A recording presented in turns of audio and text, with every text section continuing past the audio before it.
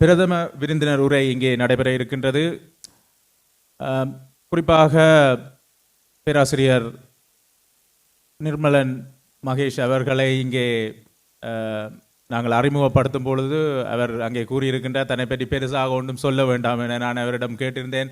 உங்களை பற்றி என்ன எப்படி அறிமுகப்படுத்துவது என்று சொன்னால், அங்கே அவர் பன்முகத்தன்மை வாய்ந்த ஒரு நபராக இருக்கின்றார். அவருடன் குறிப்பாக 2019ஆம் ஆண்டிலிருந்து நாங்கள் எங்களது காரை நீர்நில திட்டம் என்கிற அந்த விடயத்தின் ஊடாக தான் முதலாவதாக அவரை அங்கே எனக்கு அறிமுகப்படுத்தக்கூடிய மாதிரி இருந்தது. அந்த 2019ஆம் ஆண்டிலிருந்து இன்று 7 வருடங்கள் கிட்ட ஆகி இருக்கின்றது. தொடர்ச்சியாக பல பயணங்கள், குறிப்பாக அந்த நீர்நில திட்டம் என்கிற அந்த விடயத்தில், குறிப்பாக நீர் சம்பந்தப்பட்ட விடயத்தில் அவருடைய அங்கே தொடர்பு கொள்ளும் பொழுது தானாக முன்வந்து தன்னுடைய பல்கலைக்கழகத்தில் வந்து சந்திக்குமாறு ஒரு கூட்டத்தினை அங்கே ஒரு ஒழுங்கு செய்திருந்தார். அப்பொழுது உண்மையில் எனக்கும் அவரை தெரியாது, அவருக்கும் என்ன தெரியாது. ஆனால் நாங்கள் ஒற்றுமையாக அங்கே பயணிக்க வேண்டிய விடயமாக இருந்தது அந்த நீர், காரைநகருக்கான ஒரு நீர். ஏனென்றால் அதில் எங்களுக்கு ஆர்வமாக இருந்தது. அவர் உண்மையிலே ஒரு மருத்துவர், பேராசிரியர், எழுத்தாளர், மும்மொழிகளிலும் மிகவும் தேர்ச்சி பெற்றவர். குறிப்பாக அவரது பேட்டிகள் தமிழ், சிங்களம், ஆங்கிலம் என அனைத்திலும், குறிப்பாக அவர் அங்கே இலங்கை பயணிக்கும் பொழுது பல வானொலிகள், தொலைக்காட்சிகளில் பேட்டிகள் எல்லாம் கொடுத்திருக்கின்றார். அப்படி பல அவரை பற்றி சொல்வதென்று சொன்னால் பல விடயங்கள் இருக்கின்றது. ஆனால் இந்த பயணம் நாங்கள் நீரில் அங்கே தொடங்கியது போல், அந்த திவாகரன் அங்கே கூறியது போல், அந்த கிரிக்கெட்டில் தொடர்ந்து இவ்வாறு பல விடயங்களினை அங்கே ஒவ்வொரு வருடமும் அவருடன் நாங்கள் இங்கே தொடர்ச்சியாக பயணித்துக் கொண்டிருக்கிறோம். ஆகையால் உண்மையில் இந்த நிகழ்ச்சியில் பிரதம விருந்தினராக அவரை இங்கே நாங்கள் வரவேற்றுக் கொள்வதில் மிகவும் மகிழ்ச்சி. நிர்மலண்ணா, நான் அவரை அண்ணா என்று தான் அங்கே கூறுவேன்.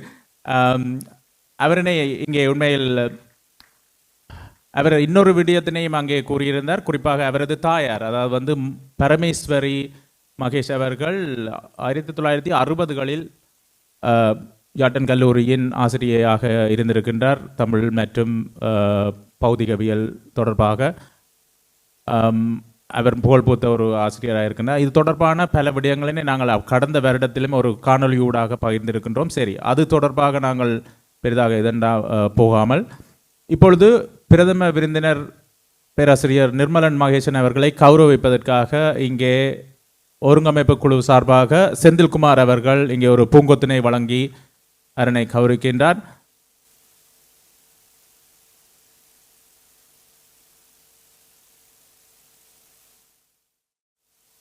முதற்கண் தாமதித்து வந்தமைக்கு எனது வருத்தத்தை தெரிவித்துக் கொள்ள விரும்புகின்றேன். இந்த வாகன இடல் நெருக்கல் காரணமாக தாமதித்து விட்டது, மன்னித்துக் கொள்ளவும். இந்த ஒரு மாலை பொழுதிலே உங்கள் அனைவருடனும் சில மணி நேரங்கள் கழிப்பதற்கு எனக்கு அளித்த இந்த வாய்ப்புக்கு ஒருங்கிணைப்பு குழுவுக்கு முதற்கண் என்னுடைய தாழ்மையான பணிவான நன்றிகளை தெரிவித்துக் கொள்ள விரும்புகின்றேன். இந்த வாரம் பல விதி பார்க்கும் பொழுது ஒரு முக்கியமான வாரமாக இருக்கின்றது. உங்கள் பலருக்கு தெரிந்திருக்கும், யுத்தம் காரணமாக புலம்பெயர்ந்த பல்வேறு தமிழ் மக்களுக்கு ஒரு இருக்கையை கொடுத்த 2 நாடுகள், பிரித்தானியா, நோர்வே, 2 நாடுகளும் இன்னும் சில மணி நேரங்களிலே உதைபந்தாட்டு போட்டி ஒன்றிலே ஈடுபடப் போகின்றன. எங்கள் சிந்தனைகள் குறிப்பாக தமிழ் மொழி, காரைநகர், இலங்கை போன்ற அடிப்படையில் இருந்தாலும் எமக்கு இருக்கை தந்த, எம்மை வாழ வைத்த, நம்மளை வளர வைத்த நாட்டை, அது நோர்வேயாக இருக்கலாம், அது இங்கிலாந்தாக இருக்கலாம், அந்த நாட்டு பக்கத்திலும் எங்களுக்கு சில கடமைகள் இருக்கின்றன. ஏனென்றால் திருக்குறளில் ஒரு இது இருக்கின்றது,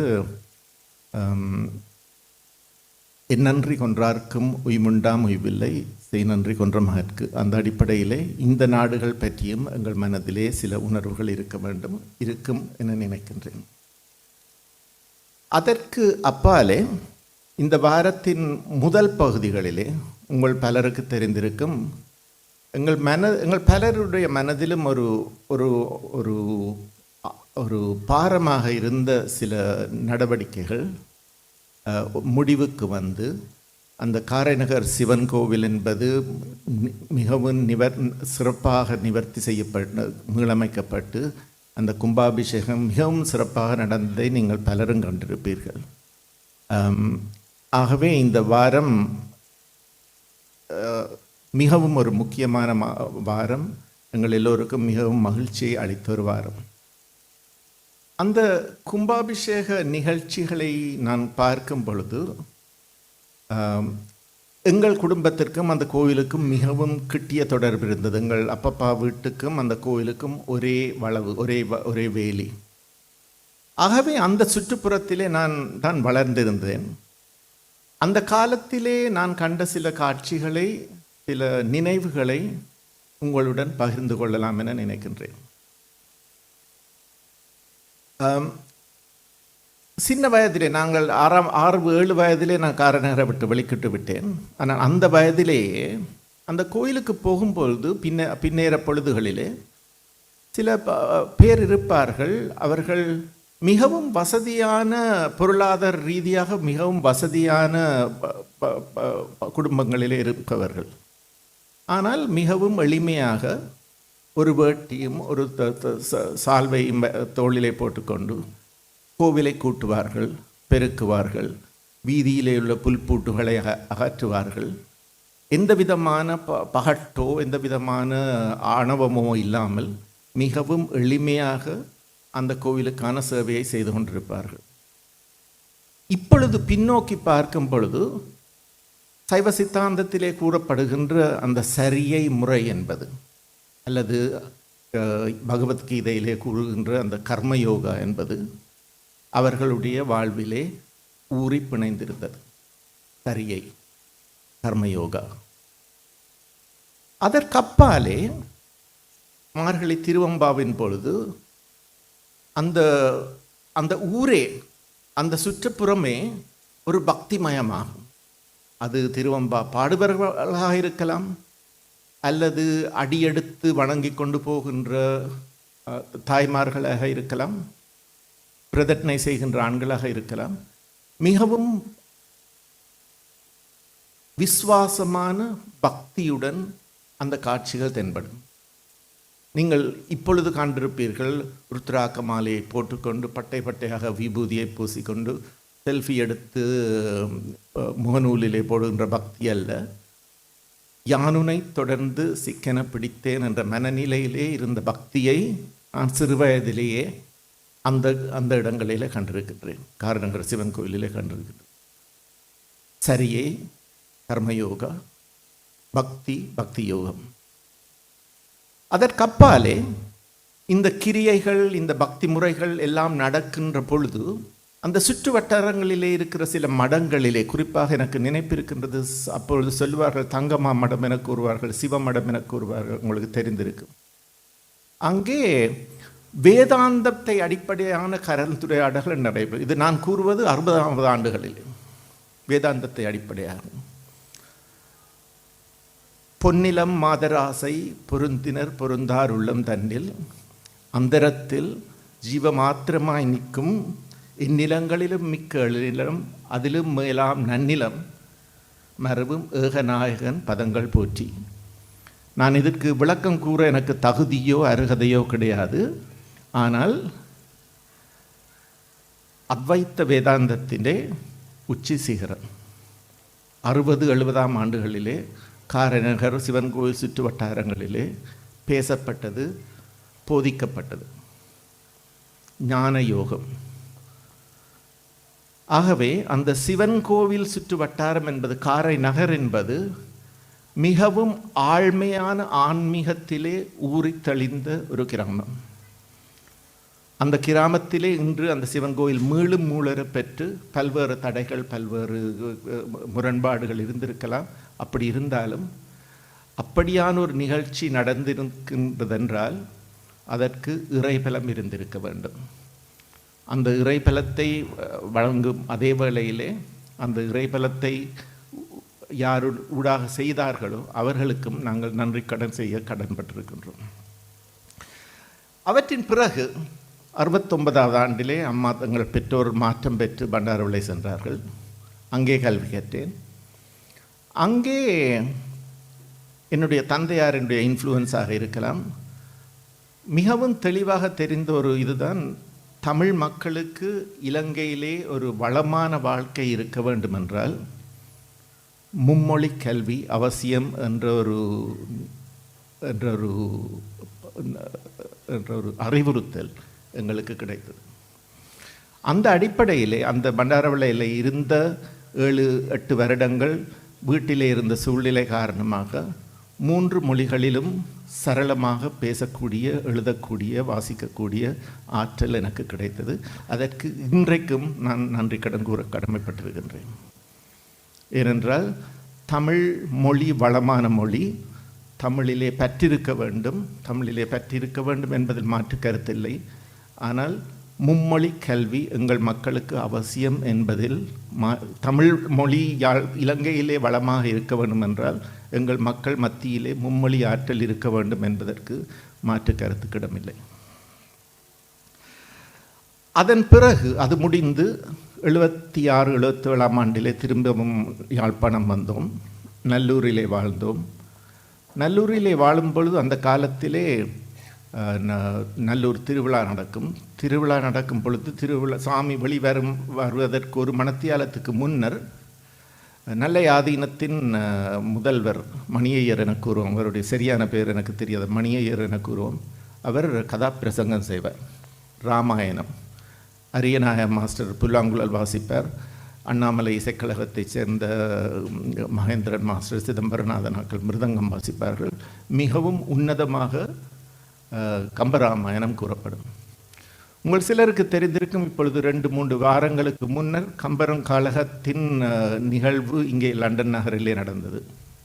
அந்த கம்பன் கழகம் நிறுவப்பட்டது 70-80வது ஆண்டுகளிலே நல்லையாதீனத்திலே. அதற்கும் சென்று அவர்களுடன் கலந்துரையாடக்கூடிய சந்தர்ப்பங்கள் எனக்கு கிடைத்தன. ஜெயராஜ், கம்பபாரதி ஜெயராஜ், வித்வான் ஆறுமுகம், சிவராமலிங்கம் பிள்ளை, இந்தியாவிலே இருந்து வந்த பேராசிரியர் ராதாகிருஷ்ணன், இவர்கள் தான் அந்த கம்பன் கழகத்தை அந்த காலத்திலே நல்லூரிலே நிறுவினார்கள். அது பின்னர் வளர்ந்து இன்று உலகமெங்கும் வியாபித்திருக்கின்றது. அந்த காலங்களிலே அந்த கம்பன் கழகம் விழாக்களிலே போய் கலந்து கொள்ளும் பொழுது அவர்கள் இட்ட இலக்கிய பிச்சை காரணமாக சில பாடல்கள் எனது மனதிலே இன்றும் ஆழமாக பதிந்திருக்கிறது. அதிலே 2 பாடல்களை உங்களுடன் இந்த மாலை பொழுதிலே பகிர்ந்து கொள்ளலாம் என நினைக்கின்றேன். முதலாவது, ராவண யுத்தம் நடக்கின்றது. ராவணனின் சேனைகள் எல்லாம் படிப்படியாக அழித்து கொண்டு வரப்படுகின்றன. கடைசியாக கும்பகர்ணனை போருக்கு அனுப்புவது என தீர்மானிக்கப்படுகிறது. கும்பகர்ணன் ராவணனுடைய தம்பி. உங்கள் பலருக்கு தெரிந்திருக்கும், அவன் 6 மாதம் உறங்குவான், 6 மாதம் உணவு உண்ணுவான். மிகவும் பெரிய பலசாலி. அப்பொழுது இவர் தூங்குகின்ற காலம். அப்போ இவரை எழுப்புவதற்காக சேனைகள் அனுப்பப்படுகின்றன. ஏன்னா அவ்வளவு பெரிய பலசாலி. அந்த காட்சியை கம்பன் விமர்சிக்கின்றான். உறங்குகின்ற கும்பகர்ணா, உங்கள் மாய வாழ்வெல்லாம் இறங்குகின்றதென்று காண எழுந்திராய். கரங்கு போல விற்பிடித்த காலதூதர் கையிலே உறங்குவாய் இனி கிடந்து உறங்குவாய். அதன் அர்த்தம் என்னவென்றால், கம்பன் விமர்சிக்கின்றான், உறங்கிக் கொண்டிருக்கின்ற கும்பகர்ணா, உன்னுடைய உடல் பலம், உன்னுடைய பொருட்பலம், உன்னுடைய அதிகார பலம், இவையெல்லாம் நிரந்தரம் என நினைத்து கொண்டு நீ இன்று உறங்கிக் கொண்டிருக்கின்றாய். ஆனால் உன்னை அழிக்கப் போகின்ற காலதூதர்கள் கரங்கு போல விற்பிடித்த காலதூதர். கரங்கு என்றால் வேகமாக சுழல்கின்ற காத்தாடி. அதுபோல அவ்வளவு வேகமாக அம்பெய்தக்கூடியவர்கள். கரங்கு போல விற்பிடித்த காலதூதர் கையிலே நீ உறங்கிக் கொண்டே இருக்கப் போகின்றாய் என்று கம்பன் அந்த காட்சியை வர்ணிக்கின்றான். நான் சிலவேளை சிந்திப்பதொன்று, கம்பன் அந்த காட்சியை அப்படி வர்ணித்தது கும்பகர்ணனுக்கு மாத்திரம்தானா, அல்லது பொருட்பலம் காரணமாக, இளமையின் பலம் காரணமாக, அறிவின் பலம் காரணமாக, தொழிலின் பலம் காரணமாக, அரசியல் பலம் காரணமாக, இந்த பலன்கள் எல்லாம் நிரந்தரமாக நிலைக்கப் போகின்றன என்று நினைத்து கொண்டிருக்கின்ற நீங்கள் நான் போன்றவர்களுக்கும் சேர்ந்துதான் கம்பன் அந்த கவிதையை பாடினானா என நான் சில வேளை நினைப்பதுண்டு. எனக்கு இன்னும் அதுக்கு மறுமொழி தெரியாது. ஆனால் அது சிந்திக்கப்பட வேண்டிய ஒரு விஷயம். உறங்குகிற கும்பகர்ணா, உங்கள் மாய வாழ்வெல்லாம் இறங்குகின்றதென்று காண எழுந்திராய் எழுந்திராய், கரங்கு போல விற்பிடித்த காலதூதர் கையிலே உறங்குவாய் உறங்குவாய் இனி கிடந்துறங்குவாய். கும்பகர்ணன் யுத்தத்துக்கு வருகின்றான். யுத்தம் நடைபெறுகிறது. இறக்கின்றான். கும்பகர்ணன் இறக்கின்றான். இறந்த பின்னர் ராவணனே நேரடியாக யுத்தத்திற்கு வருகின்றான். யுத்தத்திற்கு வந்து முதல் நாள் ராவணனுடைய சேனைகள் படிப்படியாக அழிக்கப்படுகின்றன. எல்லாவற்றையும் இழந்து விட்டான். அப்போது கருணையே வடிவான ராமபிரான் அப்பொழுதாவது யோசிக்கிறான், இப்பவாவது இவன் திருந்துவானா? இவ்வளவு காலமும் திருந்தவில்லை, எல்லாவற்றையும் இழந்து விட்டாய், இன்றைக்கு போய் சிந்தித்து விட்டு நாளை வா, இன்று போய் நாளை வா என்று கம்பன் கூறுகின்றான். அப்பொழுது ராவணன் திரும்பி போகின்ற அந்த காட்சியை கம்பன் வர்ணிக்கின்றான்.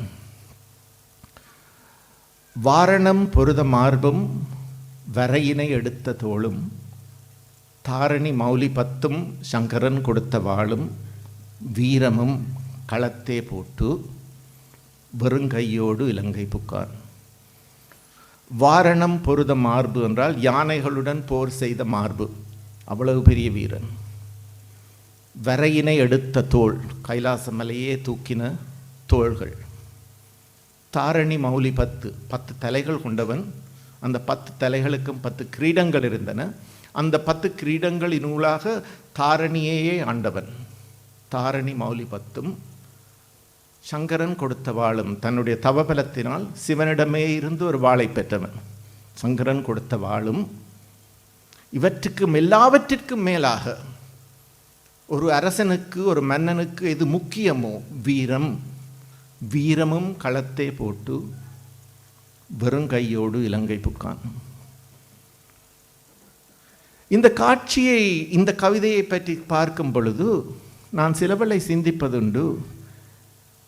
கம்பன் இந்த காட்சியை ராவணனுக்காக மாத்திரம் கூறினானா, அல்லது தன்னுடைய தூர திருஷ்டியினாலே 1000 ஆண்டுகளுக்கு பின்னே உலகமெல்லாம் ஆணவத்தினாலே நடக்கப் போகின்ற யுத்தத்தினால் வருகின்ற அழிவை, அந்த விபரீதங்களை தன்னுடைய திருஷ்டி கண்ணாலே கண்டு, ஆணவம் ஒரு மனிதனுக்கு கூடாது, அகங்காரம் ஒரு மனிதனுக்கு கூடாது, அறிவுரைகளை ஏற்கக்கூடிய மனப்பாங்கு எல்லோருக்கும் வேண்டும் என்ற அந்த கருத்தை எங்கள் மக்களிடையே வைப்பதற்காக அந்த கவிதையை பாடினானா என்றும் நான் சில வேளைகளிலே சிந்திப்பதுண்டு. கடைசியாக, இங்கே உள்ள நாங்கள் எல்லோருமே எங்கள் நாட்டுடன், எங்கள் மக்களுடன், எங்கள் கிராமத்துடன், எங்கள் பாடசாலைகளுடன் மிகவும் பிணைந்தவர்கள். அதனால் தான் நான் இங்கே இருக்கின்றோம். பல்வேறு விதத்திலே நாங்கள் எல்லோருமே உதவி செய்திருக்கிறோம். நான் மட்டுமில்லை, நந்தன் மட்டுமில்லை, எல்லோருமே தங்களால் ஆன முறைகளிலே உதவி செய்து கொண்டிருக்கின்றார்கள். அதிலே மாற்று கருத்துக்கிடமில்லை. அதை நான் எப்பவும் கௌரவிப்பேன். நான் இலங்கை யாழ்ப்பாணம் ஒரு இடத்துக்கு 2-3 வருடம் போவதுண்டு.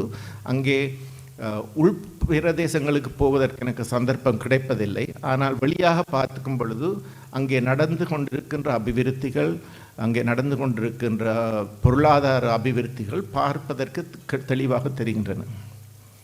அதற்கு புலம்பெயர் மக்கள் ஆற்றிக்கொண்டிருக்கின்ற சேவைகள் அளப்பரியவை. அதிலே மாற்று கருத்துக்கிடமில்லை. அவர்கள் பாடசாலைக்கு உதவி செய்திருக்கின்றார்கள், யாழ்ப்பாணத்திற்கு உதவி செய்திருக்கிறார்கள், மட்டக்களப்பிற்கு உதவி செய்திருக்கிறார்கள். ஆனால் புலம்பெயர் தேசங்களிலே வாழ்கின்ற மக்களின் பணபலம் என்பது ஒரு மிகவும் முக்கியமான பலம், அதிலே மாற்று கருத்துக்கிடமில்லை. ஆனால் அந்த பணபலம் என்பது, அரசியல் பலம் என்பது, பணபலம் என்பது எந்த விதத்திலே எதற்காக பாவிக்கப்பட வேண்டும் படுகின்றது என்பதை பற்றி சிந்திக்க வேண்டிய ஒரு கடமை எங்கள் எல்லோருக்கும் இருக்கின்றது. நாங்கள் பாடசாலைக்கு எங்களுடைய பாடுபட்டு தேடிய பணத்தை கொடுக்க வேண்டும், நான் இல்லை என்று கூறவில்லை. ஆனால் அந்த பணம் அங்கே எவ்வாறு செலவழிக்கப்பட வேண்டும், எதற்கு முதலுரிமை கொடுக்கப்பட வேண்டும் என்ற தீர்மானங்கள் அங்கே இருப்பவர்கள், அந்த பாடசாலை அதிபர்கள், அந்த பாடசாலை ஆசிரியர்கள், அந்த பாடசாலை மாணவ சங்கங்கள், அந்த சமூக சமுதாயங்கள், அவர்களினாலே மட்டும்தான் தீர்மானிக்கப்பட வேண்டுமே தவிர எங்களால் அல்ல. எங்கள் பணபலத்துக்கு ஒரு தேவை இருக்கின்றது. எங்கள் பணபலம் என்பது ஒரு சக்தி வாய்ந்தது. ஆனால் அந்த பணபலத்தை பாவித்து அங்கே உள்ள அரசியல் நிலைகள், அங்கே உள்ள அரசியல் நிலைப்பாடுகள், அங்கே உள்ள அரசியல் தலைமைகள், அங்கே உள்ள பாடசாலை தலைமைகள், அங்கே உள்ள பாடசாலை நிகழ்ச்சி நிரல்களை நாங்கள் மாற்ற எத்தனிப்போவே ஆனால் அது நாங்கள் யாருக்கு உதவி செய்ய முன்னிற்கின்றோமோ அவர்களை பின்னோக்கி தள்ளும் என்பதுதான் என்னுடைய கருத்து. நான் அதை நேரடியாக கண்டிருக்கின்றேன். எங்கள் யாழ்ப்பாண கல்லூரி மாத்திரமல்ல, யாழ்ப்பாணத்திலே இருக்கிற மிகவும் சில பிரபலமான கல்லூரிகள் ஒரு காலகட்டத்திலே பிச்சை வேண்டாம் நாயைப்பிடி என்றொரு நிலைக்கு தள்ளப்பட்டன புலம்பெயர் சமுதாயத்தின் பணபலத்தின் காரணமாக. உங்கள் பணம் வேண்டாம், நீங்கள் போனால் காணும். மிகவும் பிரபலமான ஒரு பாடசாலை இது என்று கூறுவது சரியில்லை. ஆகவே இந்த சந்தர்ப்பத்தை எனக்கு வழங்கிய அமைப்பாளர்களுக்கு மீண்டும் ஒரு முறை நன்றி கூறி, மிகவும் சந்தோஷமாக ஒரு நிகழ்வு. இந்த கல்லூரி, இந்த கிராமம், இந்த பாடசாலை மிகவும் தெளிவாக வளர வேண்டும், வளர்ந்து கொண்டிருக்கின்றது. அதில் நான் கண்ணூராக காண்பதுண்டு. அங்கே உள்ள மாணவர்கள் இப்பொழுது மிகவும் ஆழ்மையுள்ள மாணவர்களாக மாறிக்கொண்டு வருகின்றார்கள். அவர்களுடைய நடை, உடை, பாவனை, அவர்கள் ஒரு வெளியாருடன் கதைக்கும் விதம். நான் ஒரு கிரிக்கெட் ஆட்டத்திற்கு போயிருந்தேன். யாழ்ப்பாண கல்லூரிக்கும் யாழ்ப்பாண கல்லூரிக்கும் நடந்த பாடசாலை தோற்கப் போகிறார்கள் என்று நினைத்து கொண்டிருக்கும் பொழுது கடைசியாக வந்த 2 மாணவர்கள் மிகவும் ஆழ்மை, அவருடைய ஆழ்மை பார்க்க தெரிகின்றது, ஒரு அந்த கான்ஃபிடன்ஸ். அப்படியான உதவிகள் எங்கள் மூலமாக தொடர்ந்தும் நடைபெற வேண்டும், நடக்கும் என எனக்கு